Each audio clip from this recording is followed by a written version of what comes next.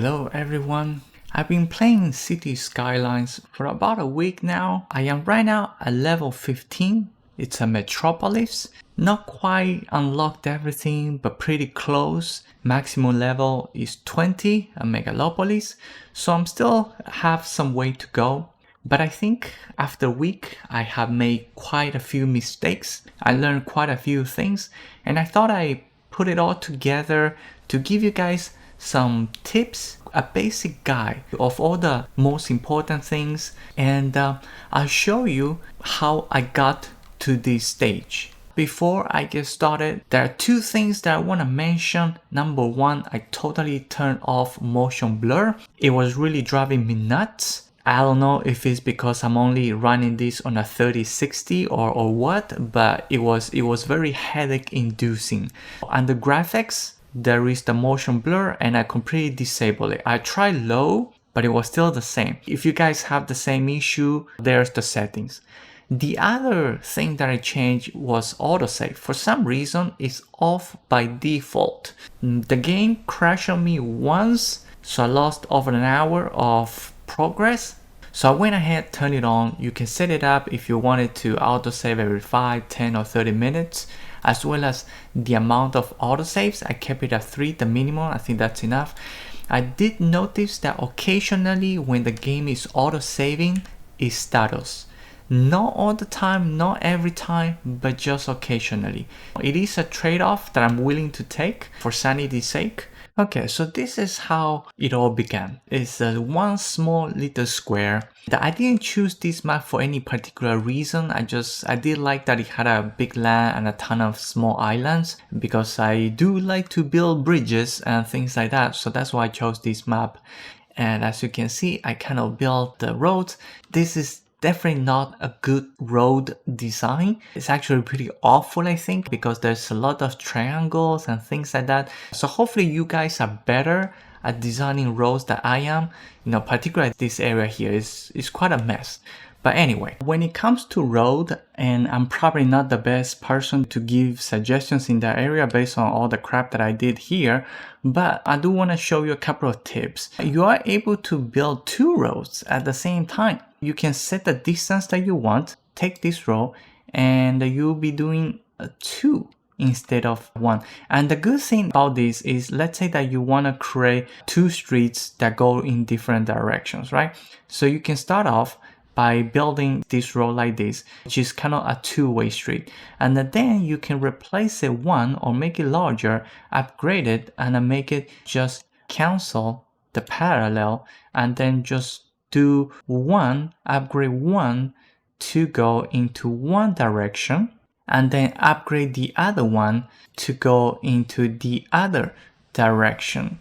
This is a pretty cool way to do it, because you have now 2 perfectly parallel streets, each going into different direction. I noticed that this is very helpful when you are bringing in traffic from the highway from a different city. You also can build bridges. You have bridges by themselves, or you can do it by elevation. So you can start, for example, I want to start off curve here, and I can increase the elevation, and I can just do a click here so that is the curve where it starts, and you can have it go around to anywhere you want. And let's say that I want to put it down here, then I can decrease the elevation and have it just connect to here. And it's not a bridge, but it is an elevated road for when you need it. You can bulldoze, hold the left key, and just drag it along, and it will basically destroy the entire lane, so you don't have to be destroying one thing at a time. After you click on bulldoze, you can also switch between underground and above ground. So if you want to destroy, for example, this line here, things that are underground, then you will click on this underground. Once you uncheck it, then you're back to above ground, and then you can destroy things that are above ground. At the beginning, when you first start, aside from the roads, once you have that nicely designed, then you're gonna need utilities, and there are 2 that are pretty important. So there's the electricity, there is the water and sewage, and then there's also the garbage management. That is actually 3. Now we're going to start with the electricity. You will have these power cables that are already placed for you in the game. These power cables bringing actually electricity from outside of your city. When I started, instead of putting down a transformer station, I went with wind turbines instead. Probably not the best idea because they are expensive. Lucky for me, this map happened to have a good amount of wind, so each of these wind turbines are actually producing the maximum electricity. But it's just expensive. So if I were building a brand new city, I would probably start with just a transformer first. You grab it and you can put it down next to your road. After you put down the transformer, you have to connect it, and there are two types of cables. There's the power line, which is for the high voltage, which is what you're going to need to connect the power line from outside to your transformer. And you can build the power lines above the ground or below the ground by choosing the elevation. And I like to build all the cables under the ground. I don't quite enjoy seeing all the cables above ground, so I'm just gonna go ahead and link it. I could also connect it directly to here and just delete the two power cables as well. So if I connect it directly, I can now actually bulldoze the two big ones. So that would just completely allow me to have a clean city without any of those power lines. The other power lines, the electric power lines, these are for the low voltage. So these are the ones that you're going to use when you're connecting within your city. So for example, this power line here is not connected to the rest of the city, and the reason is because the freeway that is in between, it does not have cables, power lines that goes underneath. If you build a regular roads, you can see they all have power lines as well as sewage underground. So when you build a road, the sewage, the water is automatically connected. So we're going to link it. You can also choose underground. So I'm going underground and we're going to link it to this one here. And that will now create a link. Now there is a link, so electricity just going all around. Another good thing about having wind turbines is that if you generate excess electricity, it gets exported. That export will help you get a little bit of money back. After that, the next one is the sewage, which is pretty important. You're going to need a water pumping station and you're also going to need a sewage outlet. So those are the things that you kind of have available at the beginning. You can also build a groundwater pumping station if your map has an area with underground water. These are the areas that actually have, but it is much more expensive than using a water pumping station. So that's what I used instead. I built my water pumping station right here, and it is away from the sewage outlets. So I have the sewage outlets on the other side. It doesn't have to be that far, just far enough basically. The sewage outlets are only going to be temporary because eventually I want to replace them with a wastewater treatment plant so that everything can be recycled and not have this contamination in the water. Once you have that, then the next thing will be to also have landfill. I built two because I thought that I could increment the processing status, but the processing capacity is actually really low. You're gonna need basically 20. And the landfill, you can actually, when you click on it, you can choose the area of the landfill. You can actually increase it if you're running out of space. But anyway, the circle that you see, that is the maximum that you can use the landfill. Once you kind of have that, then you can start setting up your zones. So you have the residential, the commercial, the industrials, and later on you're going to have also office zones, as well as these specialized industries, farming, livestock, mining, and things like that.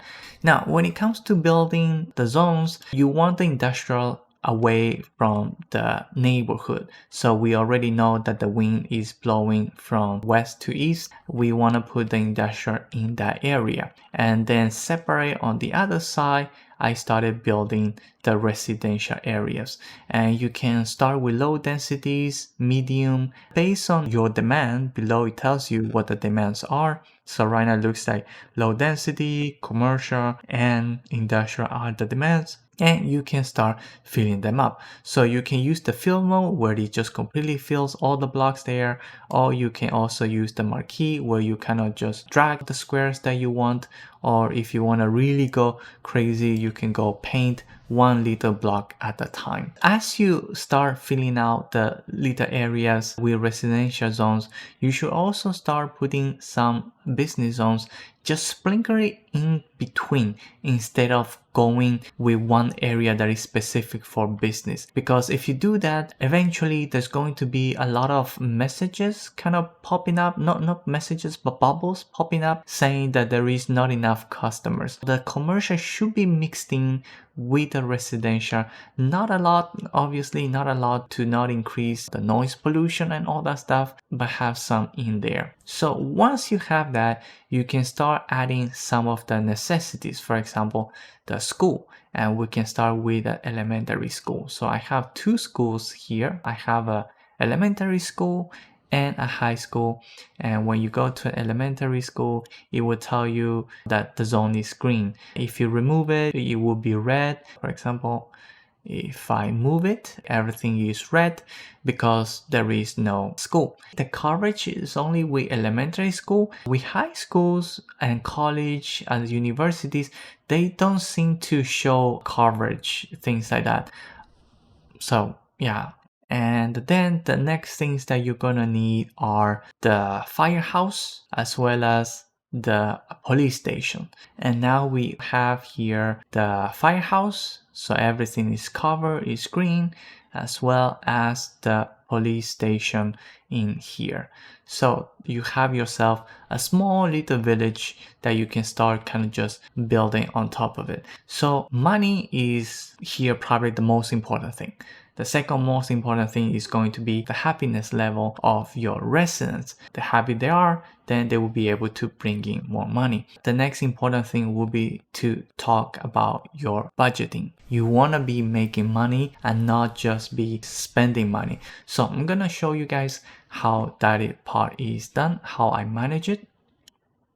This is what I meant when I said that putting all the commercials in one area is not good. You actually should probably sprinkle some of those inside the residential area so that you don't get these not enough customer bubbles going around. But anyways, going to the budget. As you grow your city, you end up expanding. You have to build more schools, also fire rescues, healthcare, because you want to have all the spots in green and not red or yellow or things like that. But that is going to cost money, not just upfront money for when building it, but also the monthly upkeep for all those buildings. So at this point, my budget is positive, and how I got here is not just by raising taxes. So taxes are actually pretty high.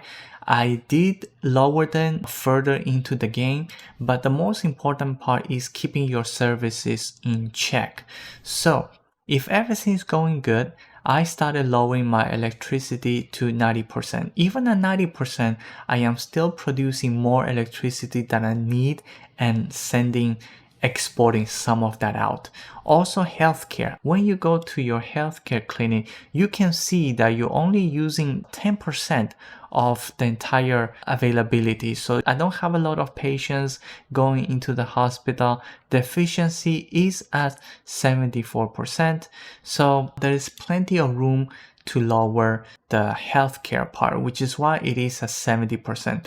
Once I see that things are not going well, then I will probably increase that. But I basically went into each individual category and I look at what the usage is, and I just started lowering all the budgets. Same thing with school. Well, the school I kept it at 100. So the school, yeah, I could also lower the school. So there are not a lot of students going into all the schools.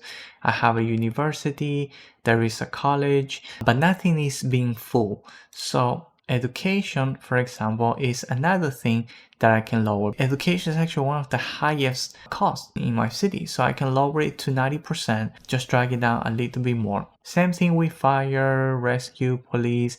Basically, I go through each one of those areas and I see if they're being used 100%. If they're not being used 100%, just start lowering the budget until you become net positive.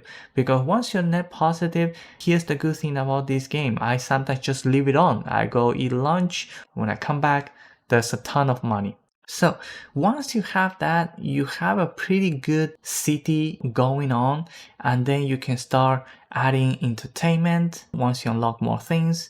I don't know why I have them all lumped together in one place. So I made a lot of mistakes at the beginning, you know. You can also see your progression here by clicking your level. You have your milestones, which is every level up that you go. Every time you level up, you also get some money. You also get some development points, and you also get more expansion permits. The expansion permits are for you to buy more squares outside of the original square that you were given. Then development, this is kind of like you unlock your skills if you will, so you can unlock highways, how many points you get, and all the stuff that you can unlock as you progress. Achievements, I'm not quite sure what the rewards are when you hit certain achievement. Yeah, honestly, I don't know what this does yet. You do get a lot of these messages, tweets of citizens, grievances or happiness and things like that. I have not been paying attention to those things at all. It doesn't seem to affect the game very much. I think it does affect a little bit, but just not as much as the budget and happiness and all of that. So okay, so that was just like a really quick basic tutorial with some of the things that I found, mistakes that I made, that hopefully help you guys have a smoother building experience. Probably do more videos, follow-ups as I learn more things, and then maybe go into more details, advanced things like that. For now, that is it for the video. Thank you all for watching. I hope this was helpful. Enjoy the game, have fun. I'll see you on the next video.